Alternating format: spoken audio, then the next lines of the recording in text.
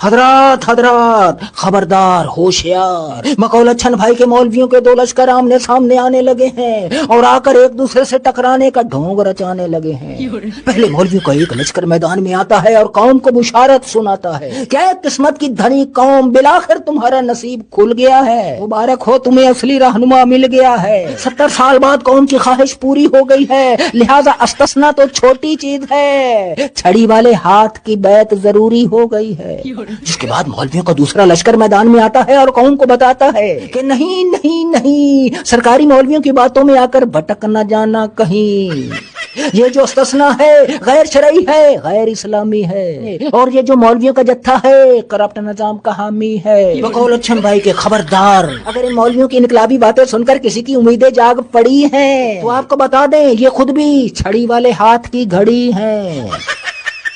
تاریخ گواہ ہے، یہ مولوی حضرات اسی وقت میدان میں آتے ہیں، اسی وقت نظام کے خلاف سوال اٹھاتے ہیں جب اپنی بقا کو خطرے میں پاتے ہیں، عوام کے مفاد میں نظام سے نہیں ٹکراتے ہیں۔ تاریخ گواہ ہے، استثنے کو غیر شرعی کہنے والوں کا جو سربراہ ہے اس کی ایک ٹانگ ہمیشہ انقلاب کے میدان میں رہتی ہے اور دوسری ٹانگ ہمیشہ حکومتی دسترخوان میں رہتی ہے۔ جب تک دسترخوان پر مال ہوتا ہے تو حضرت اپنی انقلاب والی ٹانگ کھینچ لیتے ہیں، اور جب دسترخوان خالی ہوتا ہے تو حضرت حکومت کی ٹانگ کھینچ لیتے ہیں۔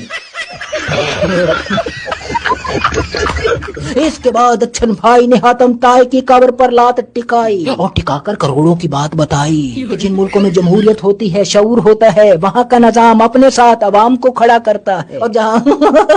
ڈکٹیٹرشپ ہوتی ہے، جہالت ہوتی ہے، ان ملکوں میں نظام اپنے ساتھ عوام کو نہیں، اپنے ساتھ ججوں کو کھڑا کرتا ہے، صحافیوں کو کھڑا کرتا ہے، مولویوں کو کھڑا کرتا ہے، کیونکہ تعلیم سے، کتابوں سے دور، گھی لاٹے چینی کی مہنگائی سے مار کھائے ہوئے بیچارے بھوکے ننگے مریل سڑیل لوگ سوا سوا من کی توند والے 1.5 ٹن کے ان مولویوں، ان ڈھونگیوں کو اپنے دونوں جہانوں کا مسیحا سمجھ کر ان کے پیچھے چلتے ہیں، اور وہ ڈھونگی اپنے ذاتی مفاد اناد اور اناج کی خاطر اپنے ان فالوورز کو اسی نظام کے قدموں میں لے جاتے ہیں جس نظام نے انہیں جھوٹی امیدیں دلا کر ان غریبوں، مزدوروں، محنت کشوں، عورتوں، بچوں کی آنکھوں کی پتلیوں میں جگنے والے خوابوں کو توڑا، انہیں رلایا، ستایا، جس نظام کے قبضے میں، جس نظام کے شکنجے میں ان کچی بستیوں، بدبودار تفندہ مچھر کالونیوں کے باسیوں کی نسلوں کا مستقبل ہے، جن کے شکنجے میں نہ صرف ان بھوکوں کا رزق ہے بلکہ ان کے قبضے میں ان کی عزت بھی ہے، آبرو بھی ہے۔ بس یہ اچھن بھائی کا کہنا تھا کہ اچانک اچھن بھائی کی لگائی کی سخت و کرخت آواز آئی، اور آواز کے ساتھ ہی 8 فٹ کی دیوار پھلانگتی ہوئی ایک عدد چپل کسی جٹ طیارے کی طرح اڑتی ہوئی آئی اور آ کر اچھن بھائی کی پڑپڑی سے ٹکرائی اور ٹکرا کر